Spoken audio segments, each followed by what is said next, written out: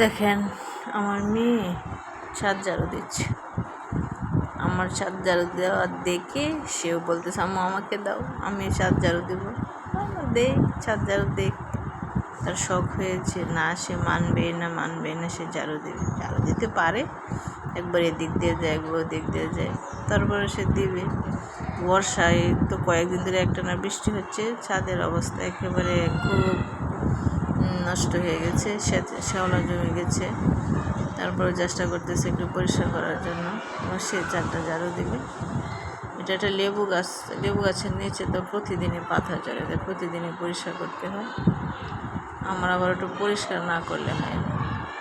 ছাদে সবজি যেমনই হোক, কিন্তু আমার ছাদটা একটু পরিষ্কার থাকতে হবে, তাই প্রায় প্রতিদিনই আমার ছাদ ঝাড়ু দেওয়া হয়। ছাদ ঝাড়ু না দিলে আমার ভালো লাগে না। সবটা ছাদই পরিষ্কার, কিন্তু 4-5 দিন ধরে বৃষ্টিতে বর্ষায় ছাদ একেবারে সাথে শ্যাওলা হয়ে গেছে। মোটামুটি সবটা ছাদের মধ্যে গাছ আছে, কিন্তু এখন একটু ফলন কম।